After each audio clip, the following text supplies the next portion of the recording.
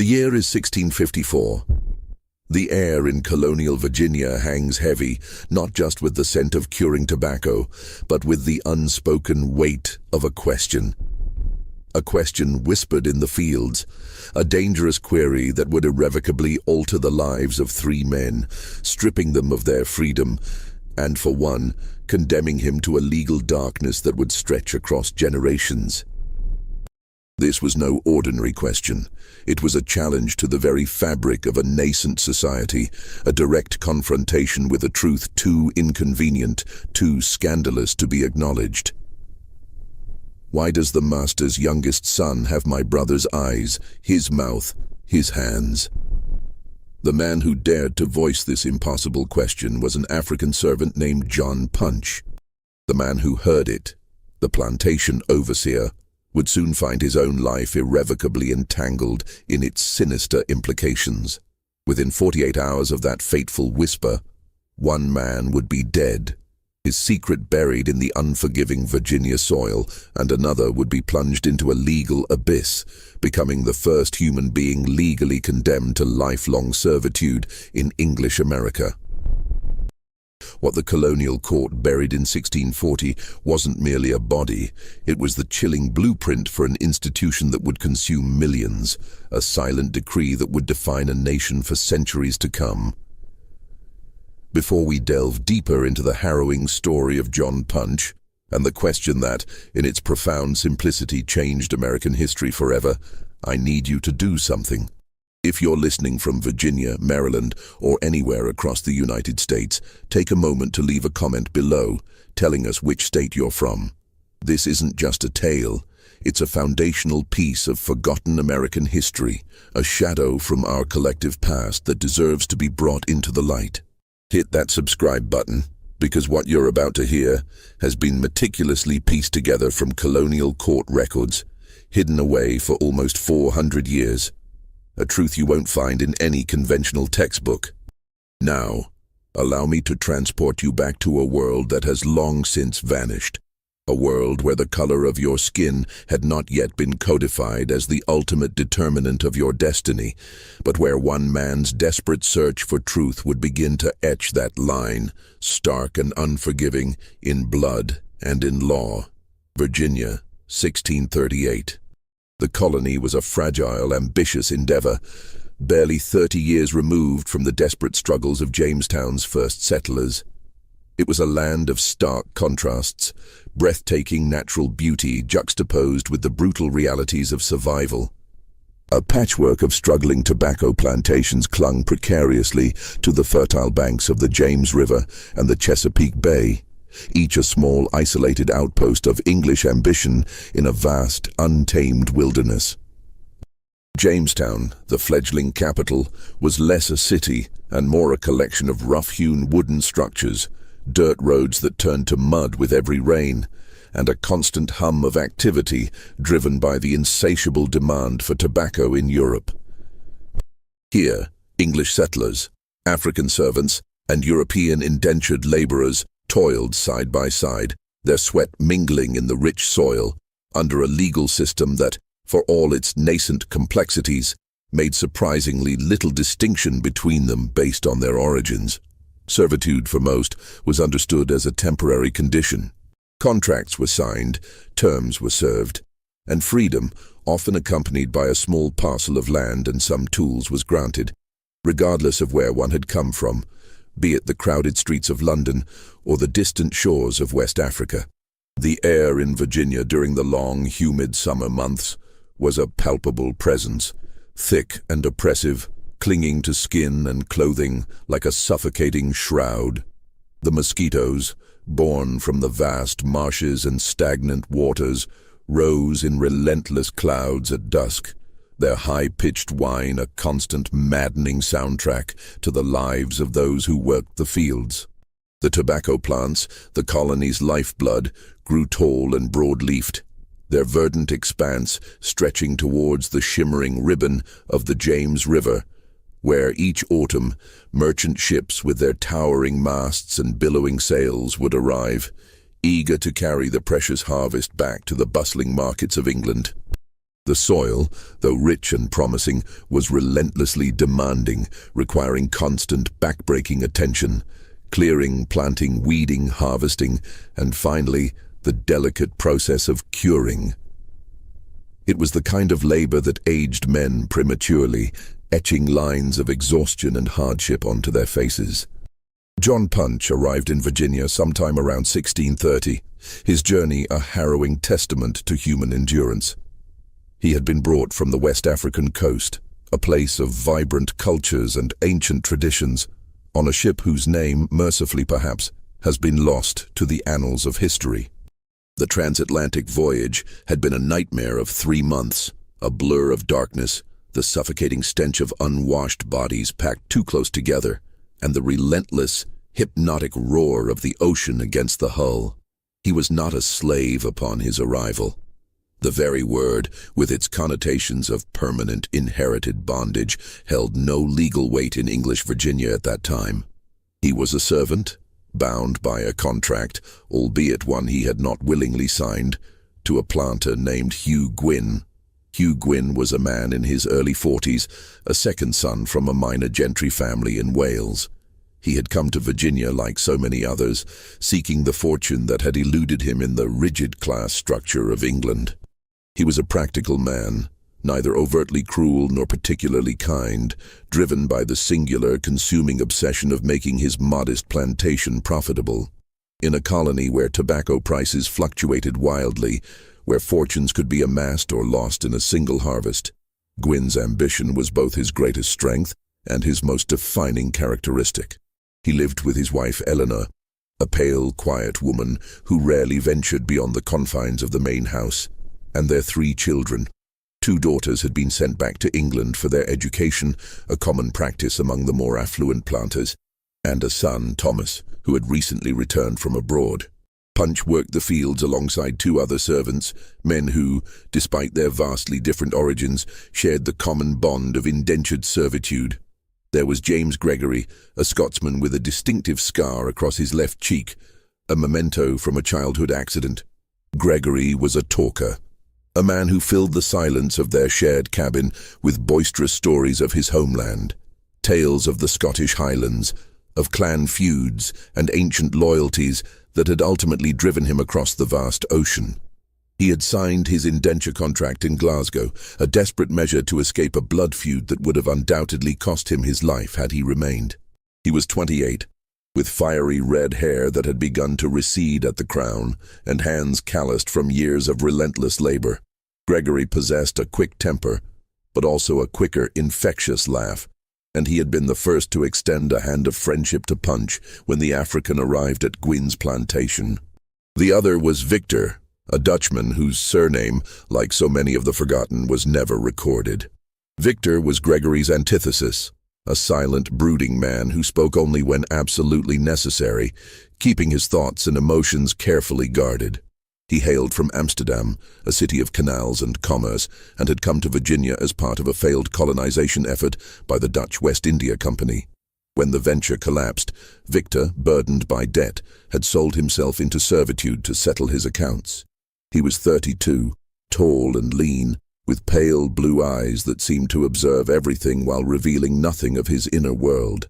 Victor had a peculiar habit of carving small wooden figures in the evenings, his knife moving with practiced precision, shaping animals and faces from scraps of wood, a silent testament to a hidden artistry. Punch, in his mid-20s, was lean and powerfully built, his quiet demeanor masking a sharp intelligence that made him invaluable to Gwyn. He possessed an innate understanding of the land, able to read the subtle shifts in the weather, predict the optimal time for the tobacco harvest, and mend broken tools with an almost intuitive skill.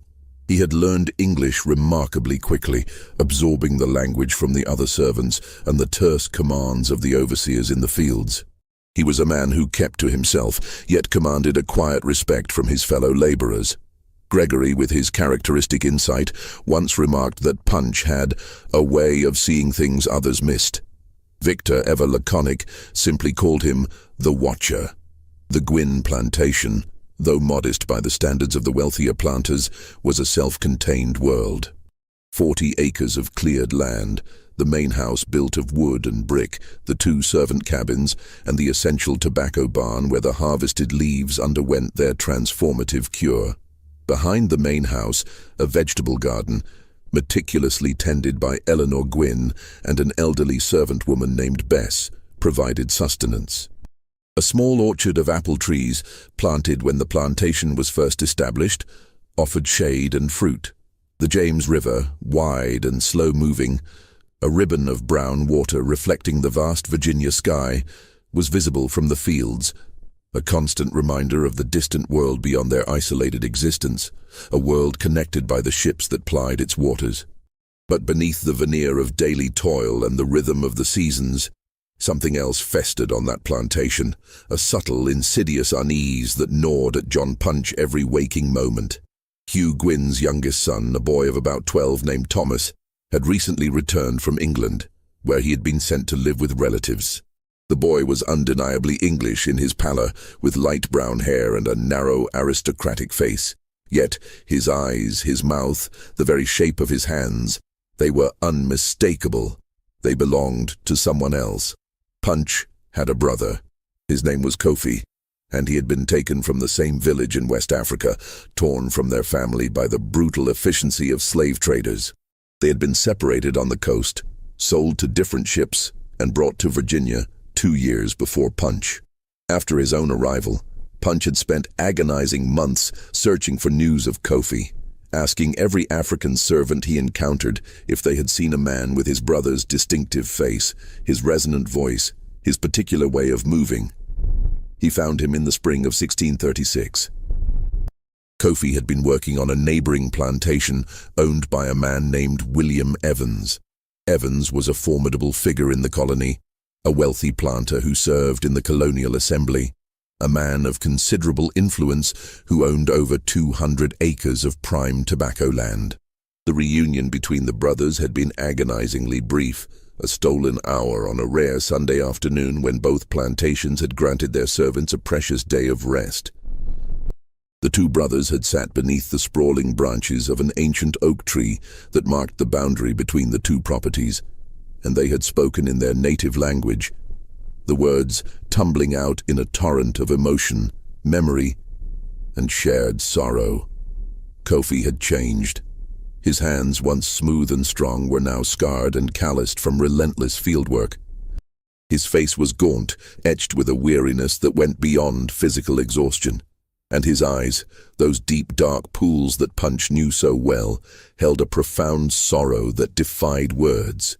He spoke to Punch of the Evans plantation, of the endless labor, of the ever-present overseer, of the grand main house where William Evans lived with his wife Margaret. Margaret, Kofi mentioned, was a woman of striking beauty, but also, it was whispered, a woman of profound loneliness. Kofi didn't elaborate much on Margaret Evans, but there was a subtle shift in his voice when he spoke her name, a fleeting shadow that crossed his face, which stirred a deep, unsettling unease within Punch. Punch saw his brother only twice more after that first reunion. The second time was in the autumn of 1636, another brief, clandestine meeting at the boundary. Kofi seemed more withdrawn, more troubled, his words few and far between. The third and final time was in the spring of 1637. Kofi's hands were even more scarred, his face more gaunt, but his eyes remained the same, dark, deep, and filled with an unspeakable sorrow. He confessed to Punch that he was afraid, that something was happening on the Evans plantation, something he couldn't quite explain, something that felt dangerous and wrong. And then, as quickly as he had appeared in Punch's life again, he was gone. 3 months later, Kofi was dead. The official cause, as recorded in the Colonial Register, was fever, a common enough ailment in the Virginia summer, when the oppressive heat and the swarms of mosquitoes brought sickness that could fell a man in mere days. But Punch heard whispers, fragments of hushed conversations among the servants, rumors that circulated like a fever itself. Kofi had been seen near the main house late at night, in the weeks leading up to his death. Margaret Evans, it was said, had been heard weeping inconsolably in the days before Kofi's demise. And then, just like that, Kofi was gone, buried in an unmarked grave at the edge of the Evans plantation, his death reduced to a single chilling line in the colonial records. African servant, deceased. When Thomas Gwynn returned from England in 1638, Punch saw his brother's face in the boy's features with an almost visceral shock. It was impossible, a notion that defied all logic and social order. And yet, it was undeniably, terrifyingly true. The precise shape of the eyes, the subtle curve of the mouth, the elegant length of the fingers, they were Kofi's. Punch said nothing at first. He watched. He waited. And the more he watched, the more an undeniable, horrifying certainty began to solidify within him. Thomas Gwynn was a quiet boy, unusually so for his age. He was studious and serious, with a profound love of books that set him apart from the other children in the colony, who were often more concerned with riding and hunting. He had spent 5 formative years in England, living with his mother's relatives in a small, idyllic village in Kent.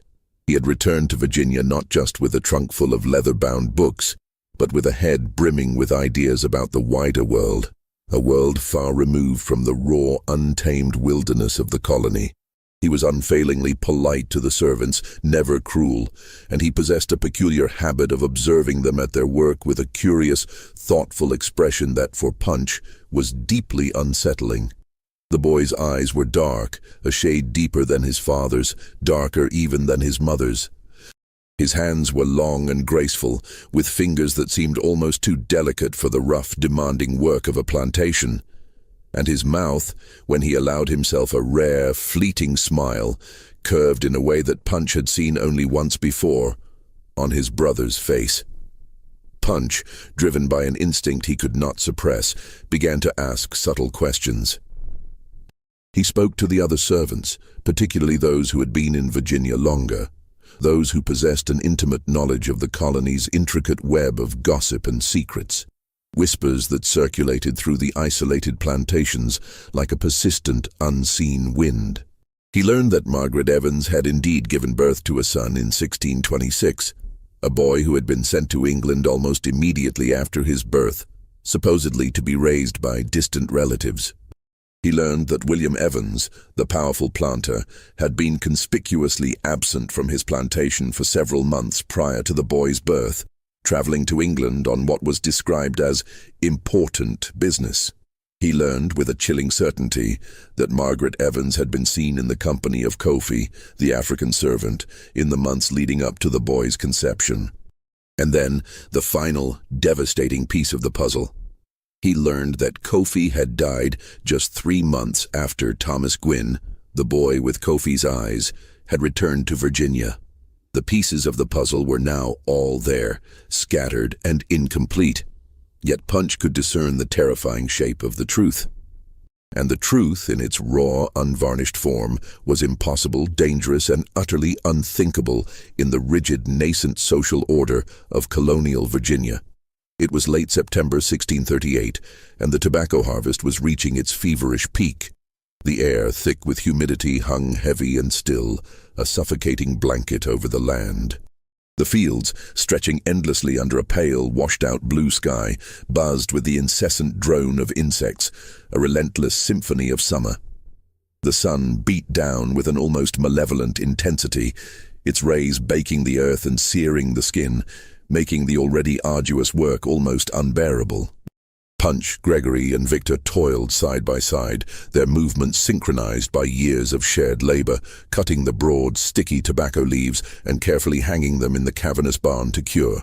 The leaves were heavy, coated with a viscous sap that stained their hands a deep brown and soaked their rough clothing with sweat. The air was pungent with the sweet, earthy aroma of the drying tobacco, a smell that permeated everything, clinging to their skin and hair. The overseer, Robert Sweet, watched them from the meager shade of a lone, gnarled oak tree at the edge of the field. Sweet was a man forged in the crucible of colonial hardship, thin and wiry. His face like weathered leather, his eyes perpetually narrowed against the sun. His voice, when he chose to use it, was a sharp, cutting instrument that could slice through the din of the fields. In his late 30s, Sweet had once been an indentured servant himself, a man who had clawed his way up to a position of authority through a potent combination of ruthless efficiency and unwavering loyalty to Hugh Gwyn. He carried a stout stick, not typically for beating.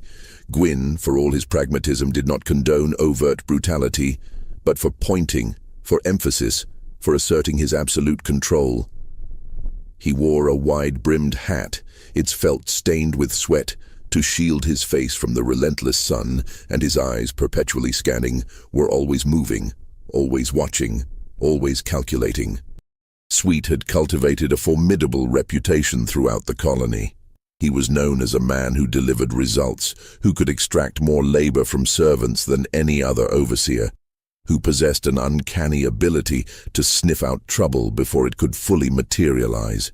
He was also whispered to be a keeper of secrets, a man who knew things about the planters and their families, intimate details that, if revealed, could shatter reputations and utterly destroy lives. Sweet was not a man to be crossed, and every soul on the Gwyn plantation understood this unspoken truth implicitly. Punch had maintained a profound silence all morning, his thoughts a tumultuous storm beneath his calm exterior. But the question, a dangerous burning ember, had been smoldering within him for months, threatening to consume him. It was the kind of question that could earn a man a brutal whipping, or far, far worse. But he could no longer contain its explosive power. The sight of Thomas Gwyn earlier that morning, strolling through the fields, his dark eyes observing the servants at their toil, his long, delicate fingers idly turning the pages of a book, had been the final, unbearable catalyst. Punch had seen his brother, Kofi, in every subtle line of the boy's face, in every unconscious gesture, and the crushing weight of the secret, the impossible truth, had become an unbearable burden. As Sweet, his shadow long and distorted in the late afternoon sun, walked past him, Punch straightened his aching back, wiped the sweat from his brow with the back of his hand, and spoke. His voice, though low, was steady, imbued with a quiet, desperate resolve. "Mr. Sweet," he said, the words cutting through the drone of the insects, "I need to ask you something." Sweet stopped abruptly, turning slowly, his eyes narrowing with immediate suspicion. The other servants nearby, Gregory and Victor, their movements momentarily frozen, and two others, a young Englishman named Peter and an older African named Samuel, all ceased their work, their gazes fixed on Punch. The air seemed to grow impossibly heavier, the buzzing of the insects suddenly amplified, a deafening roar in the sudden silence. "What is it, Punch?" Sweet's voice was flat, devoid of any discernible emotion, a dangerous calm. Punch hesitated for a fraction of a second. Then, with a surge of courage born of desperation, he uttered the words that would shatter his world. "The boy, young Master Thomas. Why does he look exactly like my brother?" The words hung in the oppressive air like a noxious smoke, thick and suffocating. Gregory's eyes widened in disbelief and terror, and he instinctively took a step back, as if to distance himself from the impending catastrophe. Victor's hand, gripping the sharp tobacco knife, tightened until his knuckles were white. Peter and Samuel exchanged quick, fearful glances, their faces paling visibly. Sweet's face, initially pale with shock, rapidly flushed a deep, angry red. He took a menacing step towards Punch, his stout stick, usually a tool of direction, now raised slightly, a silent threat. "What did you say?" Sweet's voice was barely a whisper, yet it carried an immense, chilling power.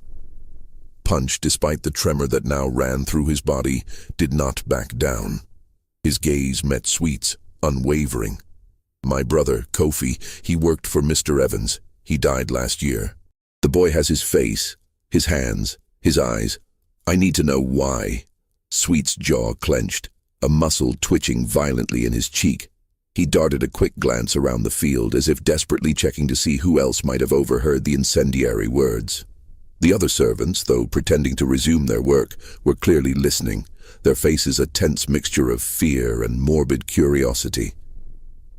Sweet then leaned in close to Punch, his voice a venomous hiss, barely audible above the insects.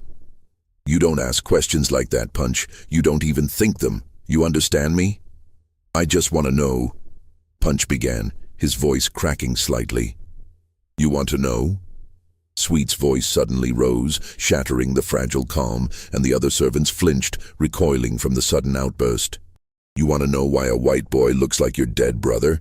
You think that's a question you get to ask?" His eyes, usually cold and calculating, now blazed with a dangerous fury. Punch remained silent, his gaze fixed on Sweet, a silent challenge in his eyes. Sweet's hand gripping the stick was visibly shaking. He spun on his heel and strode purposefully towards the main house, his gait quick and angry, leaving a palpable tension in his wake. Gregory, his face etched with fear, immediately grabbed Punch's arm, his grip surprisingly strong. "What have you done?" Gregory whispered, his voice urgent, laced with desperation. "You've just signed your own death warrant, man." Punch, his arm still trembling, pulled free from Gregory's grasp. "I had to know," he murmured, his voice hollow. Victor, ever the pragmatist, shook his head slowly, his pale blue eyes filled with a grim understanding. "Knowing will kill you, Punch." Peter, the young Englishman, his face ashen, spoke up, his voice barely above a whisper. "He's right, Punch. Sweet's going to tell Gwyn, and Gwyn's going to—" He stopped abruptly, unable to articulate the terrifying possibilities that hung in the air. Samuel, the older African, his face a mask of weary resignation, placed a comforting yet heavy hand on Punch's shoulder.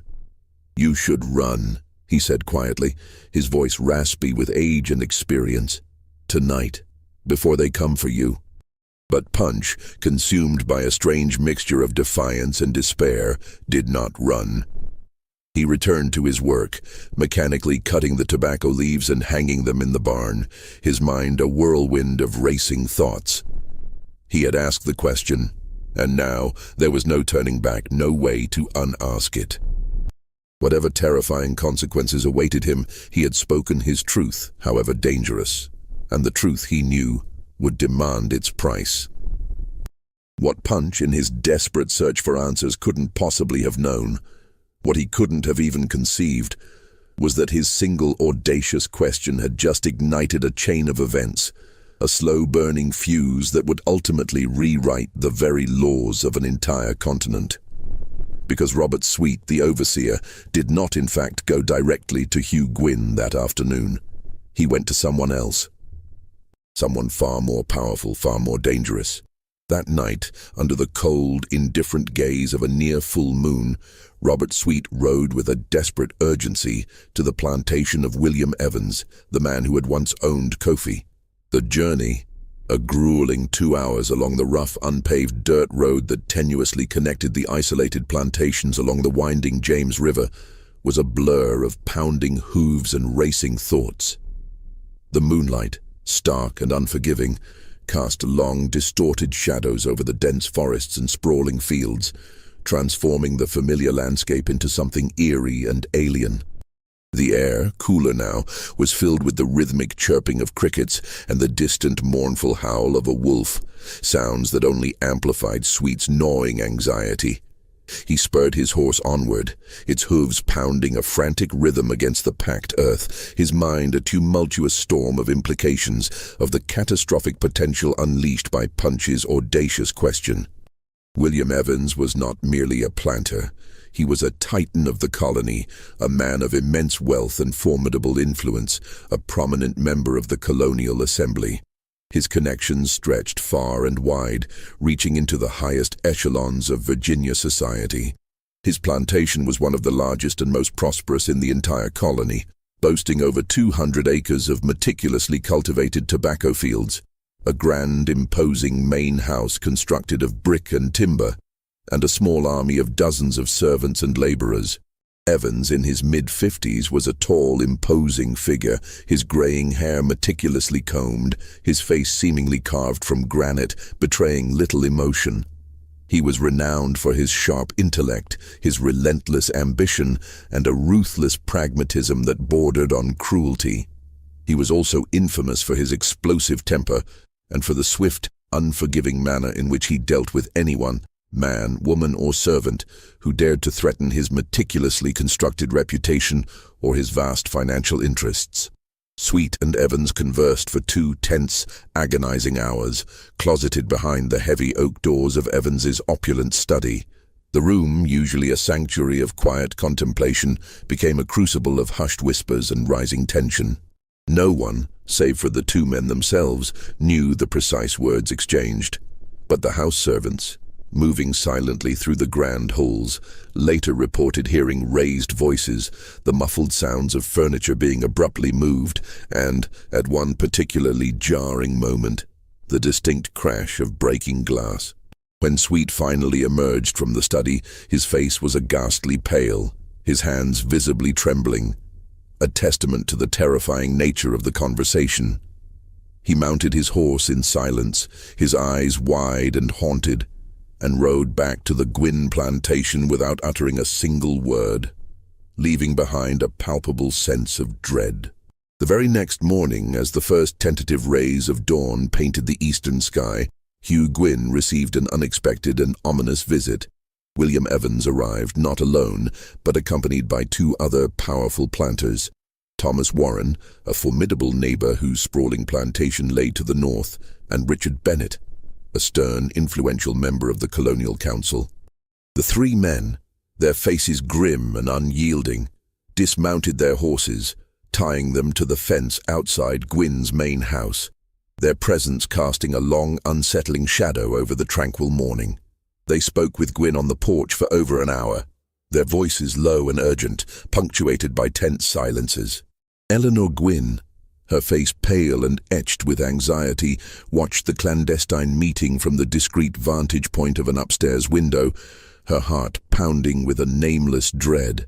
Thomas Gwyn, the innocent boy whose striking resemblance to Kofi had ignited this entire crisis, was conspicuously absent, kept safely out of sight. When the hushed, intense meeting finally concluded, Gwyn's face was ashen, his usual composure shattered. He immediately summoned Sweet to the porch, and the 2 men conversed in low, urgent tones, their heads close together, their words indistinguishable. Then, with a chilling finality, Gwyn called for Punch, Gregory, and Victor. The 3 servants were summoned to the main house that afternoon, the sun beating down mercilessly on their heads as they stood in the dusty yard. Gwyn stood on the porch, his arms crossed tightly over his chest, his expression utterly unreadable, a mask of cold indifference. Sweet stood beside him, his eyes usually so calculating, now cold and devoid of any warmth. "You 3 are leaving," Gwyn announced, his voice flat, devoid of emotion. "You're being transferred to a plantation in Maryland. You'll work there until your contracts are complete." Gregory, his brow furrowed in confusion and growing anger, stepped forward slightly. "Maryland? That's weeks away, Master Gwyn. Why?" "Because I said so," Gwyn snapped, his voice suddenly sharp, cutting off any further protest. "You leave tomorrow morning." Victor, ever the calm, measured one, spoke up, his voice steady despite the obvious tension. "What about our contracts, Master Gwyn? We signed to work here, not in Maryland. Our terms are for this plantation." "Your contracts can be transferred," Gwyn stated, his tone dismissive. "It's perfectly legal. You'll work for a planter named John Dandy. He's expecting you." The name John Dandy hung in the air, a chilling pronouncement of their impending doom. Punch felt a cold, creeping dread spread through him, a chill that went deeper than the oppressive heat of the afternoon. This was no mere transfer. This was exile. A calculated, deliberate banishment, and he knew, with a sickening certainty, that it was all because of his question, his dangerous, truth-seeking question. That night, the 3 men huddled together in their cramped, dimly lit cabin, the single flickering candle casting dancing, distorted shadows on the rough-hewn walls. Gregory paced back and forth like a caged animal, his face flushed with a mixture of anger and desperate fear. Victor sat on his bunk, his knife moving with practiced, almost meditative precision as he carved a piece of wood, his expression thoughtful, his pale blue eyes distant. Punch sat on the dirt floor, his back pressed against the cold, unforgiving wall, his mind a frantic whirlwind of racing thoughts, desperately searching for a way out. "We can't go to Maryland," Gregory declared, his voice hoarse with desperation. "We'll never come back. They're sending us away to shut us up, to bury whatever Punch knows." "They're sending Punch away," Victor corrected, his voice low and grim. "We're just collateral, Gregory. Unfortunate witnesses." Gregory stopped his frantic pacing and turned to Punch, his eyes wide with a desperate plea for understanding. "What did you see, Punch? What made you ask that question? What is so terrible that they would send us all away?" Punch, his voice barely a whisper, recounted the impossible truth. He told them about Kofi, his beloved brother, and the undeniable haunting resemblance between Kofi and young Thomas Gwynn. He spoke of the whispers he had painstakingly gathered, the fragments of gossip that had coalesced into a terrifying narrative. He told them about Margaret Evans, the beautiful, lonely wife of the powerful planter, and the hushed rumors of her forbidden relationship with Kofi. He spoke of Kofi's sudden, suspicious death, officially attributed to fever, but whispered to be something far more sinister. And then, with a chilling clarity, he laid bare the truth he had painstakingly pieced together, that Thomas Gwynn was not Hugh Gwynn's son, but Kofi's, a secret born of a forbidden union, a secret that threatened to unravel the very foundations of colonial society. Gregory stared at him, his mouth agape, his face a mask of utter disbelief and dawning horror. Victor, his carving knife momentarily forgotten, looked up, his pale blue eyes wide with shock. "Jesus Christ," Gregory whispered, the blasphemy escaping his lips almost unconsciously.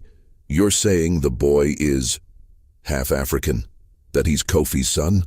"I'm saying the boy is my brother's son," Punch affirmed quietly, his voice heavy with the weight of the truth. Victor slowly shook his head, his gaze distant. "If that's true, Punch, and if anyone ever finds out, it will destroy the Gwynn family, and the Evans family, and probably half the powerful planters in Virginia.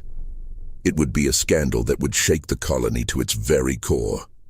That's why they're sending us away," Gregory concluded, his voice filled with a grim certainty. "They're going to bury this secret, and they're going to bury us with it, far away in Maryland where no one will ever hear us." Punch looked at the two men, his eyes filled with a desperate resolve. "We have to run," he stated, his voice firm. "Tonight, before they can take us." Gregory, after a moment of stunned silence, nodded decisively. "Tonight." Victor, after a long, thoughtful pause, his gaze fixed on the flickering candle flame, finally nodded as well. "Tonight," he echoed, his voice a low, determined rumble. They vanished into the pre-dawn darkness, taking nothing but the worn clothes on their backs and a small, meager sack of cornmeal, their only provisions against the vast, unforgiving wilderness. They headed north, their desperate hope fixed on the distant, elusive promise of Maryland, a land they believed might offer them a chance at freedom, a chance to disappear into the burgeoning population of free laborers. Their plan was simple, born of desperation: reach Maryland, find work, and melt away into anonymity. But they were not alone in the vast, silent wilderness. Robert Sweet, the ever-vigilant overseer, had anticipated their desperate flight. He had sent word ahead, his warnings carried by swift riders, and by the time Punch, Gregory, and Victor, exhausted and terrified, reached the ill-defined border that separated Virginia from Maryland, a formidable group of armed planters, their faces grim and determined, was waiting for them. The capture was swift, brutal, and utterly devoid of mercy. The three desperate men, their bodies aching from days of relentless travel through the unforgiving wilderness, were suddenly surrounded. 6 armed planters, mounted on powerful horses, emerged from the dense undergrowth, their muskets glinting ominously in the pale morning light, their faces hard and unyielding. There was no chance to run, no opportunity to fight. The odds were overwhelmingly against them, their desperate bid for freedom extinguished in an instant. Punch, Gregory, and Victor were roughly bound with thick ropes, their hands tied painfully behind their backs, their hopes crushed. They were then forced to march back to Virginia on foot, a humiliating, agonizing journey that stretched over 3 brutal days. They were given precious little food, barely enough to sustain them, and even less water. Their throats parched, their bodies pushed to the brink of collapse. By the time they finally reached Jamestown, the colonial capital, they were utterly exhausted, their skin raw and blistered from the relentless sun, their clothes filthy and torn, their spirits broken, and their hearts filled with a profound, chilling terror. The colonial court convened on July 9, 1640, a date that would forever be etched in the grim annals of American history. The courtroom itself was a small, claustrophobic wooden building, nestled near the bustling, dusty center of Jamestown. It was hot and airless, the oppressive humidity clinging to everything, and the narrow, grimy windows offered little respite, letting in only slivers of weak, diffused light. The room was packed to capacity, a suffocating throng of planters, their faces stern and expectant, curious servants, and a smattering of curious onlookers who had come to witness the spectacle of justice. Or perhaps something far more sinister. Punch, Gregory, and Victor stood in the very center of the room, their hands still bound, their clothes filthy and torn, their bodies swaying slightly with exhaustion. The judge, a formidable figure named Sir Francis Wyatt, the governor of Virginia himself, presided over the proceedings. He was a stern, imposing man, his graying hair meticulously combed, his face seemingly carved from granite, betraying not a flicker of emotion. His presence alone commanded an absolute, chilling authority. Hugh Gwynn, Punch's master, testified first. He stood before the court, his posture rigid, his voice steady and controlled, a master of calculated deception. He meticulously described the 3 men as disobedient, ungrateful, and utterly untrustworthy servants. He recounted their flight, painting them as rebellious and defiant, and he demanded, with a chilling lack of remorse, that their terms of servitude be extended as a just and fitting punishment for their transgression. The court listened in a profound, unsettling silence. The only sound, the rhythmic scratching of the clerk's quill as he meticulously recorded every damning word of the testimony. Then, Robert Sweet, the overseer, took the stand. He walked to the front of the courtroom with a deliberate, measured pace, his face a mask of carefully constructed impassivity. He placed his hand on the worn leather of the Bible, his oath a chilling formality. His testimony, delivered with a deceptive calm, was careful, precise, and utterly devastating in its implications. The African John Punch, Sweet began, his voice clear and steady, resonating through the hushed courtroom, asked me a question about my master's son, a question that suggested impropriety. The word impropriety hung in the air, heavy with unspoken accusations, a thinly veiled euphemism for something far more scandalous. A collective murmur rippled through the courtroom, a wave of hushed whispers and shocked gasps. Governor Wyatt, his eyes narrowing to slits, leaned forward, his gaze fixed intently on Sweet. "What kind of question?" he demanded, his voice low and dangerous.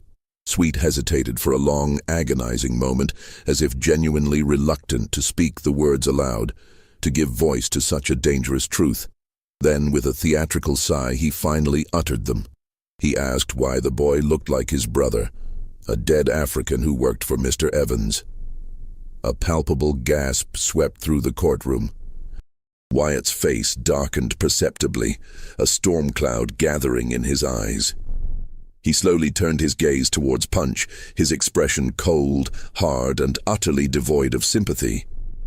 "Is this true?" he demanded, his voice a low, menacing rumble. Punch, despite the profound fear that now gripped him, met the governor's gaze, his own eyes unwavering. His voice, though quiet, was steady, imbued with a desperate, defiant courage. "Yes, sir. I asked because I wanted to know the truth." "The truth," Wyatt repeated, his voice dripping with contempt, the word a bitter accusation. He then cast a fleeting, significant glance at William Evans, who sat in the front row, his face a mask of carefully cultivated impassivity, his eyes betraying nothing. Then, Wyatt's gaze snapped back to Punch, his voice now laced with a chilling finality. "The truth, boy, is not yours to seek." The courtroom erupted in a cacophony of murmurs and whispers, a wave of agitated voices washing over the proceedings. Wyatt, his face a thundercloud of barely suppressed rage, banged his gavel repeatedly, his sharp commands for order cutting through the din. When a semblance of silence was finally restored, he turned his attention to the other two defendants, Gregory and Victor. "James Gregory and Victor," Wyatt declared, his voice cold and unyielding, "you are guilty of the grave offense of running away from your master. For this transgression, you are hereby sentenced to an additional 4 years of servitude, to be served after the completion of your current contracts. Furthermore, you will each receive 30 lashes, a punishment to be administered immediately as a stark reminder of the consequences of defiance." Gregory's face went ghastly pale, his eyes wide with shock and despair. Victor, his jaw clenched so tightly that a muscle twitched violently in his cheek, closed his eyes, bracing himself for the inevitable pain. Then, with a dramatic, agonizing pause that stretched the tension in the courtroom to its breaking point, Wyatt turned his full, unwavering attention to Punch. The entire courtroom fell into a profound, breathless silence, every single eye fixed intently on the judge, anticipating the pronouncement of Punch's fate. "John Punch," Wyatt began, his voice slow, deliberate, and imbued with a chilling, almost ceremonial finality. "You are guilty of running away from your master, but your crime, Punch, is far greater than mere flight. You have dared to question the honor of your betters. You have suggested impropriety where, by the very order of our society, none can exist. You have, by your audacious inquiry, threatened the very social order of this colony, a delicate balance we strive to maintain. For these grave crimes, for this unforgivable transgression against the established order, you are hereby sentenced to serve your master, Hugh Gwyn, for the remainder of your natural life." The courtroom erupted. A collective gasp, followed by a wave of shocked murmurs, swept through the assembled crowd. Punch stared at Wyatt, his mind reeling, utterly unable to comprehend the horrifying words he had just heard. Life servitude. Not 4 years, like Gregory and Victor, not 10 years, or 20, but life. His entire existence, from this moment forward, irrevocably bound, without hope of freedom. Gregory and Victor were roughly led away, their faces pale with shock and despair, their fate sealed. Punch remained standing in the center of the courtroom, his hands still bound, his mind a chaotic maelstrom of disbelief and crushing despair. He had asked a question, a simple, desperate question, and the answer, delivered with such cold, legalistic precision, had cost him everything. His freedom, his future, his very humanity, all stripped away in a single chilling pronouncement. But the story, in its grim unfolding, did not end there. For what transpired in that stifling Jamestown courtroom, the chilling sentence handed down to John Punch was not merely a punishment for a perceived transgression, it was a precedent, a legal cornerstone laid in the blood and despair of one man that would forever alter the course of a nascent nation. And the question he dared to ask, the question that had, in its profound simplicity, hanged the overseer's conscience and buried a scandalous truth, would echo through the centuries. A silent, haunting testament to the insidious power of injustice. Punch was returned to Hugh Gwyn's plantation, but he was no longer the same man. The brutal whipping he received, 30 lashes, administered with a cruel efficiency, the same number as Gregory and Victor, left raw, angry welts on his back, scars that would never fully heal, a constant searing reminder of his punishment. But the deeper scars were invisible, etched not on his flesh, but into the very fabric of his mind and soul. They were carved by the crushing weight of the knowledge that he would never again know freedom, that his life, from this moment forward, was irrevocably bound to the will of another. The hope that had sustained him through the horrors of the Middle Passage, through the relentless toil of the tobacco fields, had been extinguished, replaced by a profound, chilling despair. The other servants, once his companions in shared hardship, now avoided him, their gazes averted, their whispers hushed. They feared him, not for any malice he possessed, but for the terrifying precedent his fate represented. They saw in Punch's perpetual bondage a chilling glimpse of their own potential future, a future where the color of one's skin, rather than the terms of a contract, could determine one's destiny. Gregory and Victor, after enduring their own brutal whippings, were summarily sent to work on a different, more remote part of the plantation, a deliberate act of separation. And Punch rarely saw them again, their camaraderie a distant, painful memory. Hugh Gwyn, his master, treated him with a cold, calculated indifference, speaking to him only to issue terse commands, his eyes carefully avoiding Punch's, as if to deny the very humanity of the man he now owned for life. And Robert Sweet, the overseer, watched him with an almost predatory intensity, his gaze constant, ever vigilant, as if perpetually expecting Punch to attempt another desperate flight, as if waiting for any pretext, any slight misstep to inflict further punishment. But Punch, in his profound despair, did not run. He worked, he obeyed, and he watched. He watched the seasons turn, the tobacco plants grow and wither, the river flow endlessly towards the sea, and he watched Thomas Gwyn. Thomas Gwyn grew older, transforming from a quiet boy into a young man. By 1645 he was 19, tall and strong, his frame filling out, his movements acquiring a confident grace. He possessed his mother's pale, refined skin and his father's ambitious, determined jawline. He had completed his education in England, returning to Virginia with the polished accent and sophisticated manners of the English gentry. He was being meticulously groomed to inherit his father's burgeoning plantation, to become a planter in his own right, to marry well into a prominent colonial family, and to produce heirs who would proudly carry on the Gwyn name, securing the family's legacy in the New World. But his eyes, those dark, deep pools that held a peculiar intensity, his hands, long and elegant, his very way of moving, a subtle fluidity in his gait, they were still undeniably Kofi's.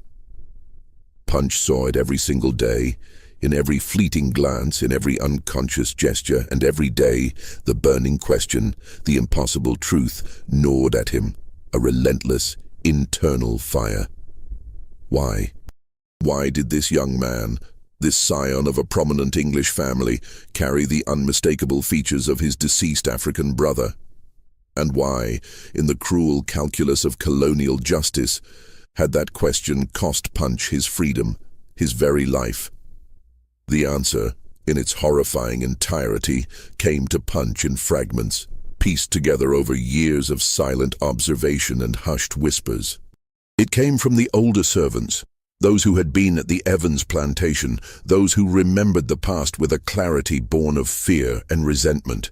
It came from snippets of overheard conversations between planters, their voices lowered, their words carefully chosen, yet revealing enough for Punch's keen, watchful mind to connect the dots. The truth, like a grotesque mosaic, slowly, painfully began to form, each piece a chilling revelation. Margaret Evans, the beautiful, lonely wife of the powerful William Evans, had indeed been profoundly isolated. Her husband, a man consumed by his work, by his relentless ambition, by his singular desire to forge an empire in the untamed Virginia wilderness, was perpetually absent. He was often away, traveling to England on important business, attending the interminable meetings of the Colonial Assembly in Jamestown, or visiting other plantations to negotiate intricate deals and forge strategic alliances. Margaret was left alone in the grand, imposing main house, its spacious rooms echoing with a profound emptiness, her only constant companions the silent house servants. Kofi, Punch's brother, had been assigned to work in the main house. He was intelligent, articulate, and possessed a quiet dignity that set him apart from the other field laborers. He tended the sprawling gardens, meticulously repaired the intricate furniture, and performed the myriad small tasks that kept the vast household running smoothly. Margaret, in her profound loneliness, had noticed him. Over time, their interactions, initially formal and distant, had deepened, evolving into something far more intimate, far more dangerous. Their relationship, born of isolation and a desperate human connection, had been brief, intensely secret, and fraught with immense peril, a union that brazenly violated every rigid social norm of the colony, a transgression that threatened to utterly destroy both their lives and the lives of those around them, if it were ever discovered. When Margaret, to her utter horror, discovered she was pregnant, she was consumed by a desperate, blinding panic. She initially claimed the child was her husband's, conceived during one of his rare, fleeting visits home. But the timing, she knew with a sickening certainty, was wrong.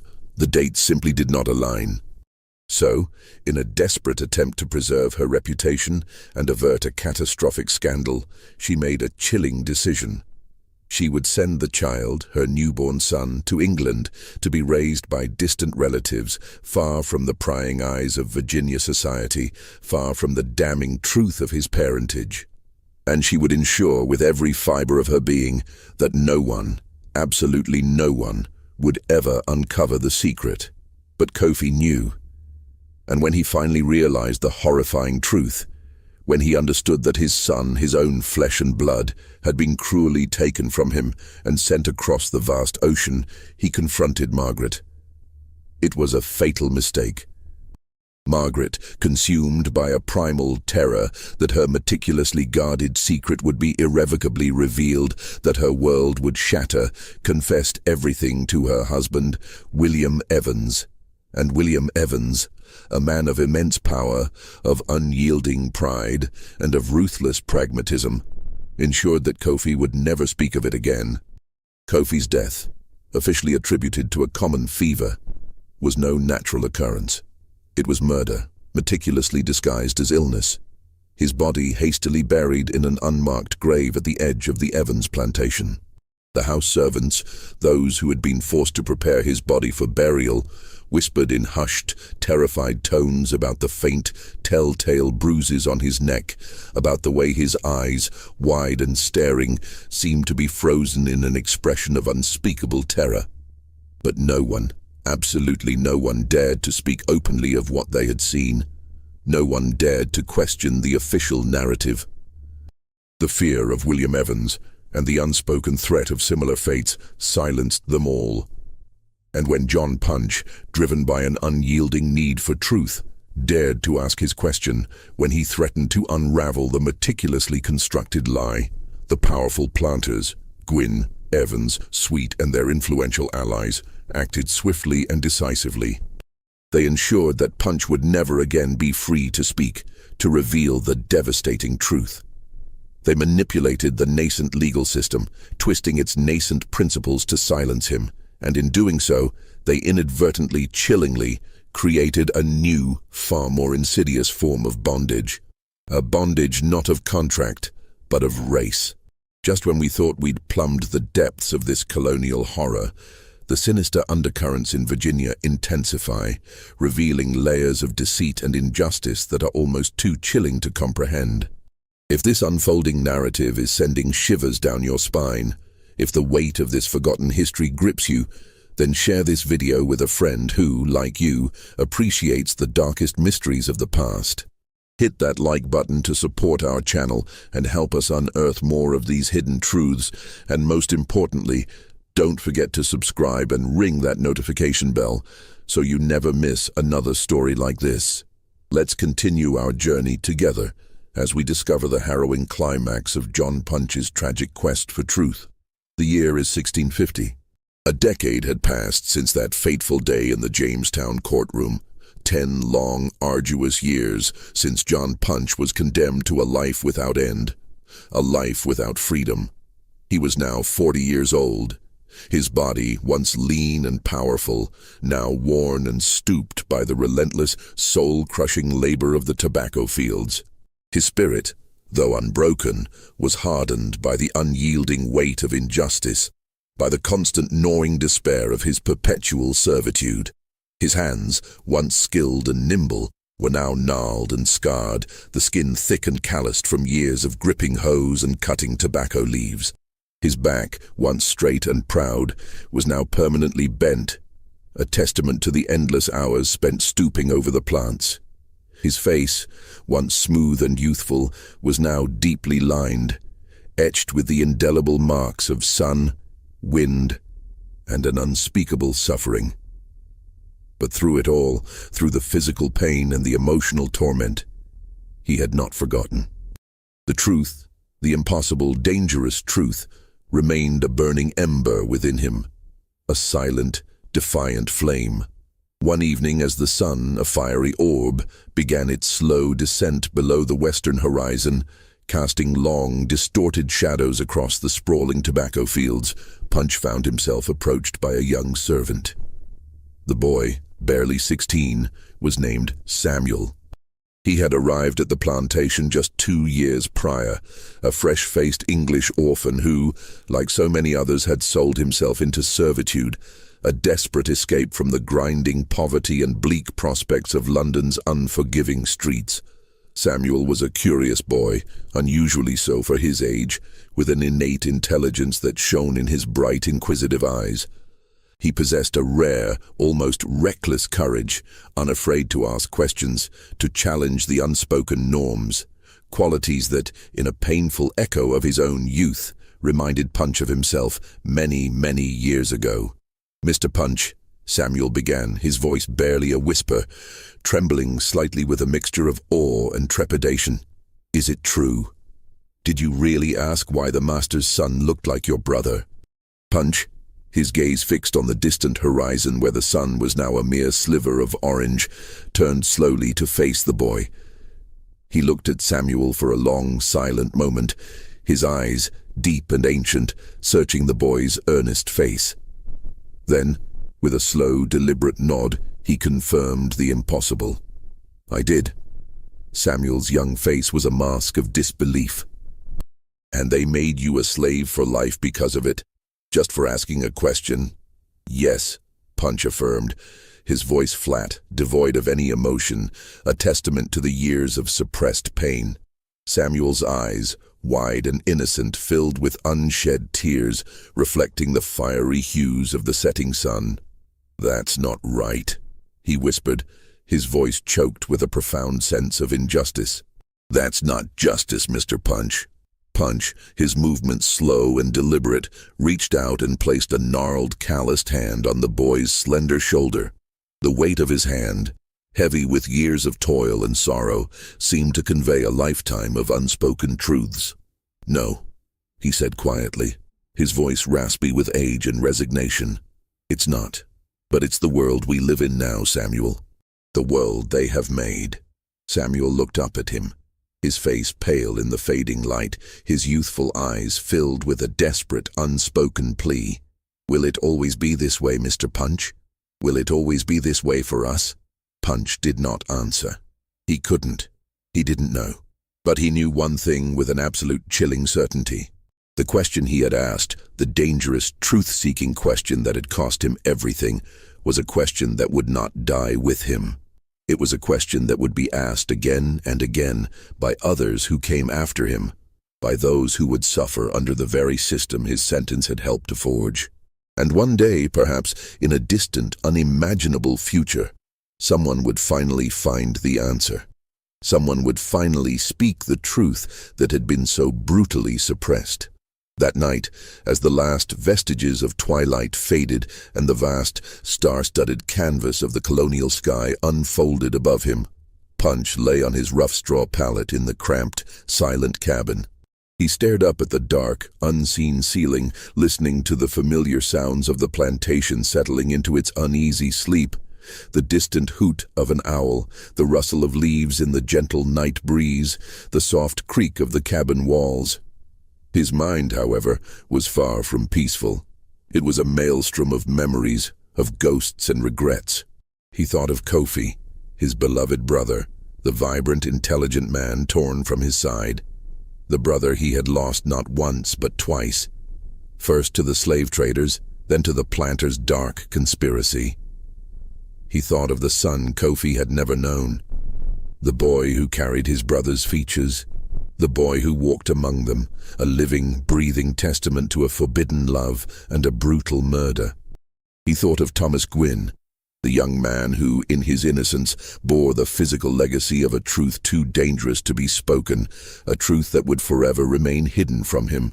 And he thought, endlessly, of the question, the simple, dangerous question that had shattered his world, that had irrevocably changed his life, and, in a chilling twist of fate, had laid the very foundation for the institution of slavery in English America. Why does young master look exactly like my brother? The answer, he knew, was buried deep beneath layers of secrets and lies, meticulously constructed by men driven by fear, by pride, by an unyielding desire to protect their reputations and their fragile social order. The answer was written, not in ink on paper, but in the very laws of Virginia, in the cold, legalistic pronouncements of the court records that had condemned Punch to life servitude. It was enshrined in the chilling precedent that would be used again and again to justify the enslavement of millions, to strip them of their humanity, to reduce them to mere property. The answer, in its most visceral form, was in the blood that ran through Thomas Gwynn's veins, the undeniable blood of an African man and an English woman, mixed in a union that the colony, in its rigid adherence to racial hierarchy, could never acknowledge, could never accept, could never forgive. And the answer, perhaps most profoundly, was in the silence. The suffocating, pervasive silence that fell over the plantation whenever Punch's name was mentioned, whenever the events of 1640 were even hinted at. The silence that surrounded Kofi's unmarked grave, a silent testament to a life brutally extinguished, a truth deliberately buried. The silence that would last for centuries, a heavy shroud over a dark, foundational chapter of American history. John Punch died in 1655, still a servant, still bound to Hugh Gwynn's plantation, his life ending as it had been legally defined 15 years prior, in perpetual servitude. His death, like his life, was recorded with a chilling brevity in the colonial register, a single stark line that spoke volumes in its omissions. John Punch, African, deceased. There was no mention of his age, no official cause of death, no acknowledgement of his life, his audacious question, or the profound tragic fate that had befallen him. His existence, in the official records, was reduced to a mere footnote, a statistic. He was buried, as was the custom for those of his station, in an unmarked grave at the edge of the plantation, in a small, desolate plot of land where the other servants, both European and African, were laid to rest. There was no ceremony, no eulogy, no words spoken over his body, no marker, no stone, no cross to show where he lay. Within a year, the relentless Virginia grass had grown thick and wild over the disturbed earth, erasing any visible trace of his final resting place. It was as if John Punch, the man who dared to ask, had never truly existed. But his legacy, though buried and silenced, lived on. The legal precedent set by his case, the chilling distinction of life servitude for an African, while Europeans, even for the same offense, received only extended contracts, became the insidious foundation for the institution of slavery in English America. Within a single generation, the Virginia Assembly, influenced by the very legal framework established by Punch's sentencing, would begin to pass a series of increasingly restrictive laws. These statutes would systematically codify race-based slavery, making it hereditary, permanent, and inextricably linked to African descent.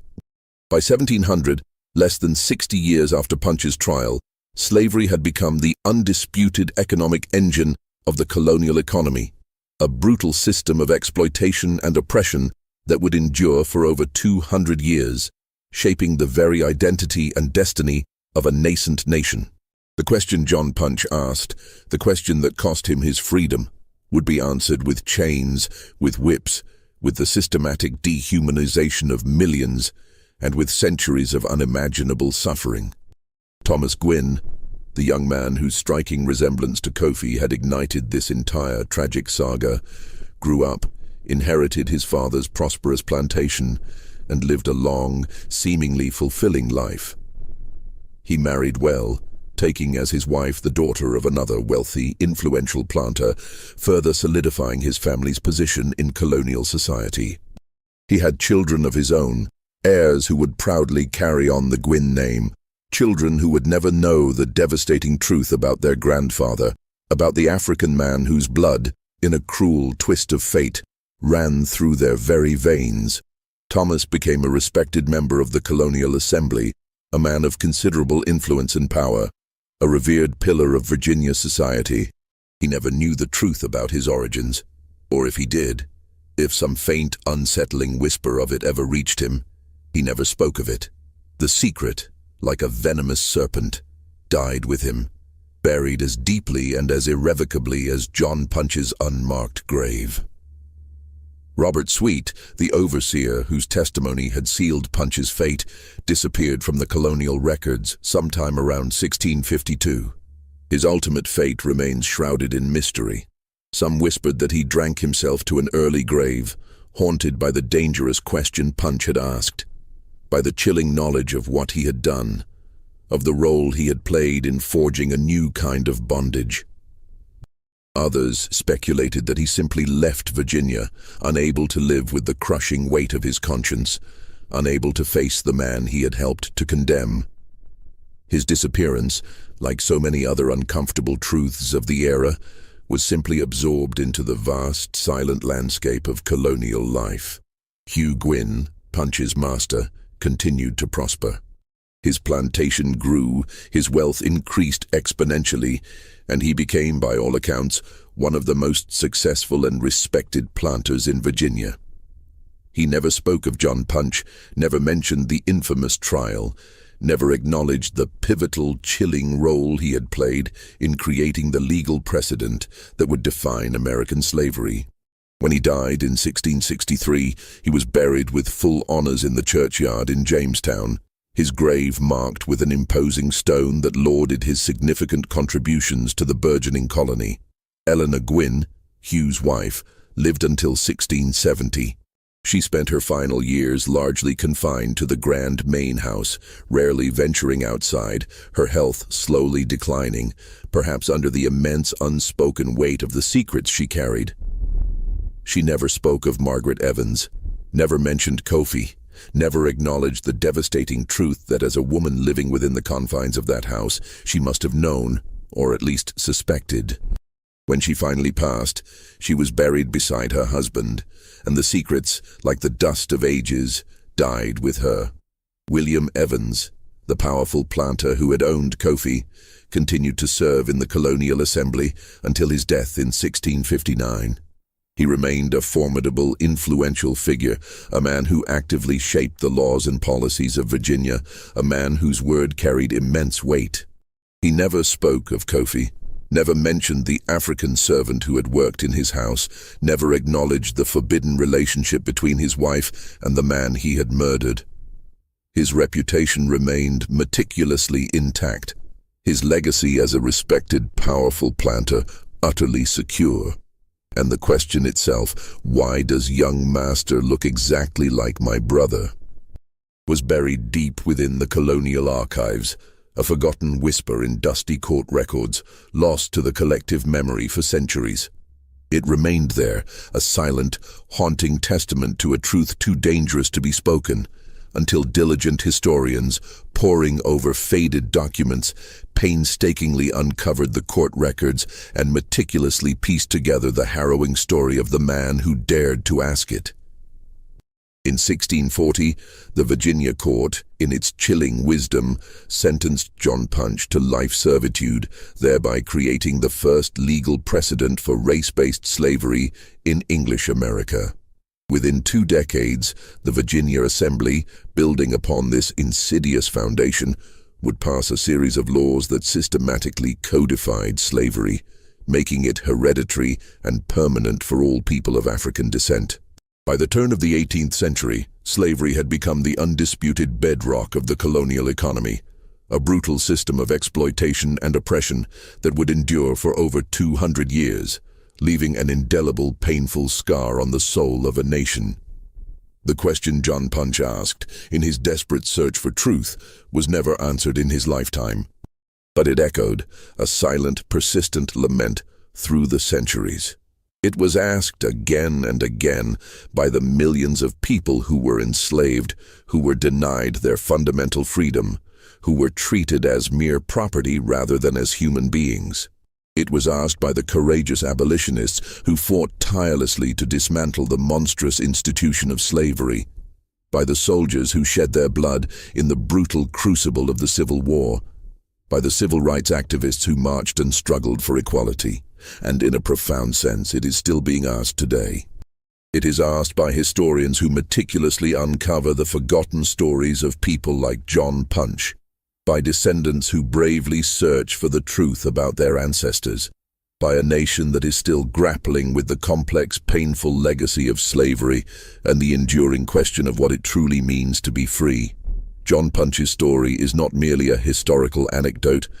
It is a powerful, haunting reminder that history is not solely about the powerful and the famous, but profoundly about the ordinary people whose lives were irrevocably shaped by the decisions of others, whose voices were brutally silenced, whose stories were deliberately buried. It is a chilling testament to the fact that the past is never truly past, that the questions we ask today are, in essence, the same fundamental questions that were asked centuries ago, and that the relentless search for truth and justice is a journey that, for humanity, never truly ends. This chilling mystery, unearthed from the dusty archives of colonial Virginia, reveals how a single audacious question can, in its profound simplicity, irrevocably alter the course of history. It shows us that the desperate search for truth can come at an unimaginable cost, and that the insidious legacy of injustice can, and often does, endure for centuries. What do you think of this story? Do you believe justice was ever truly served for John Punch? Do you think the devastating truth about Thomas Gwynn's origins should have been revealed, regardless of the consequences? Share your thoughts, your insights, your feelings in the comment section below. If this immersive tale has captivated you, if the shadows of this dark history have gripped your imagination, then subscribe to our channel, hit that notification bell, and share this video with someone who, like you, loves to delve into the most profound and unsettling historical mysteries.